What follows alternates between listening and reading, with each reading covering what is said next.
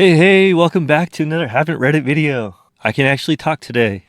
We're going to be reading some malicious compliance stories today. First story of the day is titled Bottled Water. About 15 years ago, I worked at an insurance company. The building we leased had awful tap water, so the company had the big water jugs delivered. One of the new hires, Carla, didn't like all the jugs full/empty filling up one wall of the break room. Carla is one of those people who complained about everything. The office was either too hot or too cold. The work was unfairly distributed, and so on and so on. So she complained and dropped the number of bottles being delivered every 2 weeks down considerably. So myself and several other staff members started drinking as much water as possible each day. After 1 week, all the jugs were empty, and with no delivery for another week, all that was left was an empty jug. Boss comes in one day for a fill-up. No water. He asks where the jugs are, and I say to him that Carla doesn't like having a stack of water jugs. He asks where the full jugs are, and I say to him that Carla doesn't like having a full stack of water jugs and wanted less delivered. Carla never complained again. Top comment says, sounds like my ex. Someone responds, the water jug or Carla? Second comment says, she probably never complained again because she was no longer there to complain. Don't ask Carla where the jugs are. She'll complain about harassment. This comment's great. I worked in an office with the old jugs. You had to flip into the top. The rule was if you took the last of the water, you had to change the jug. I am small and weak. I asked for help and was reminded of the rule. Half the water was on the floor. The other half was all over me. I was opening the second jug because the rules are the rules when the office manager stepped in. 6 rolls of paper towels and an afternoon off for me to go home and change. The rule was dropped. Next comment says, I love big jugs, my personal favorite. Small ones are fine too. Something for everybody. Second story of the day, cold as ice. This happened today at work. I manage a bar/restaurant. We had a long weekend and everybody, to include myself, is noticeably ready for the day to be over, but at this point it had only just started. I had stopped by the gas station on my way in and grabbed a couple energy drinks and a Powerade to get me through the shift. As I intended to space out the time between them to maximize their effectiveness, I placed the second energy drink and the Powerade in the canned beer well to keep them cool. While placing them in the well, I noticed there is very little ice in them, and we are now currently open for business. As is required from time to time, I approach my bartender and say, hey guys, beer wells are looking light on ice. Let's get some more ice on them so our products stay cold. To which I received some exasperated but lighthearted sighs. We are a pretty relaxed establishment most of the time, provided things get done as they should be. So I pull out my disappointed dad voice and say, come on guys, y'all know the drill. Fast forward 5 hours into the shift, and I go to grab my drink. Imagine my surprise when I arrive at the aforementioned beer well, with an accompaniment of uproarious laughter, to find the well properly iced down, save the very corner I had placed my drinks, which now resembles a scaled model of Mount Everest. Our next story, Mom, hurry up and drive me to work. Me, drives like baby driver. So this happened about an hour ago. To start off, I love my mom very much, but she is the world's most impatient and victim-minded person. We are filing taxes, and because of complications, it takes longer than expected. But my mom had planned her schedule around the initial estimate of the 30-minute session, so she was late for work since taxes took almost an hour. Fine, it happens. But she yells at the people who are volunteering to help her, and I have to drag her away and apologize for her like she's my child. Mom asked me to drop her off at work.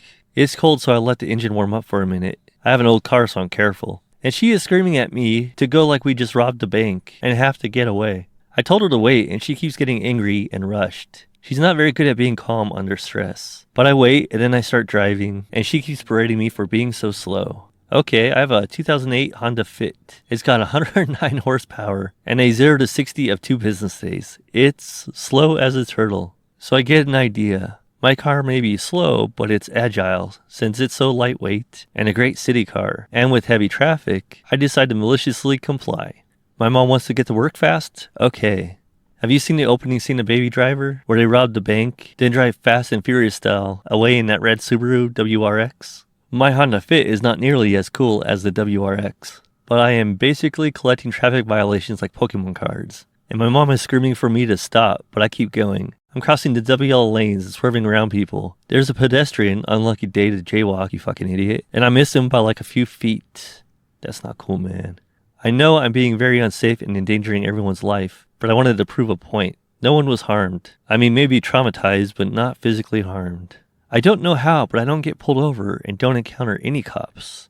I get my mom to her work and save like only 1 minute. Yeah, all that for 1 minute of time, and she's screaming and almost crying. She doesn't even say goodbye. She just grabs her bag and walks out. And she says she'll text me to pick her up. I do feel bad and I'm calm again, but I don't think she'll ever rush me again, so I think I proved my point. If she rushes me, I'll show her even more potential of my fit. Yeah, this person's just an asshole. If someone keeps complaining, just be like, okay, you get your own car, you take the bus, do something else, anything. I'll get you a bicycle. Top comment says what we're all thinking. There's malicious compliance, then there's this being an asshole. You were an asshole to others around you. It's just blind luck you didn't have an accident or kill someone. Next time you have a problem with your mom, find a different way to deal with it that doesn't involve endangering others' lives and limbs. Yeah, all the comments are telling them they're an asshole. Next story is go to bed? Okay. So this is a peculiar case. In this case, I was the victim of the malicious compliance and the perpetrator was my dog. So bear with me. I was in the kitchen fixing dinner and my dog, Mona, kept getting underfoot. Every time I turned around, she was right there. Clearly, she was in an attention-seeking mood. Every time I told her to go away, she'd come right back. Finally, I lost patience and told her, not particularly kindly, to go to her bed. She kind of slunk off and I thought I could finally finish working. Minutes later, I stepped back and nearly tripped over her again. I whirled around to scold her and found that she had quietly dragged her bed into the kitchen and was contentedly curled up in it right behind me. I couldn't even be mad. Last story of the day. Oh, you want to be low effort in a relationship? Cool. A few months in, I noticed my boyfriend stopped doing little things he used to do. No more cute texts, no more planning dates, barely even started convos. I brought it up and he hit me with, babe, we don't need to do all that extra stuff. Let's just chill. We're comfortable now. So I matched his energy. Stopped texting first, no more good morning or good night messages. Didn't plan anything, just waited for him to do it. Took exactly 4 days before he was like, babe, are we okay? You seem kind of distant. Oh, now you notice? Top comment says, maybe it's a good time to make him aware that relationships are mostly comprised of those extra things. Or find someone who already knows that instead. OP says, exactly, the extra things are literally what makes a relationship feel special. Otherwise, we're just roommates who sometimes kiss. Next top comment says, it doesn't mean anything until it affects them personally. OP says, right? It's all chill until they get a taste of their own medicine. Funny how fast the energy changes when it's their turn. Next top comment says, I'm smart, but my wife used to show me how dumb I am. I've learned to just believe her when she tells me.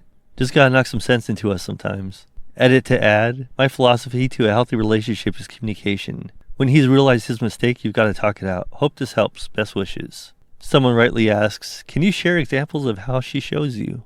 Next comment says, he doesn't like you, he wants a hole. I personally hate texting, but I definitely make plans to hang out with people. Thanks for watching, everyone. Leave a comment below about your crazy relationship stories. I'd love to read them. And as always, thanks for listening and have a wonderful day. See you next time. And man, does it feel good to talk again.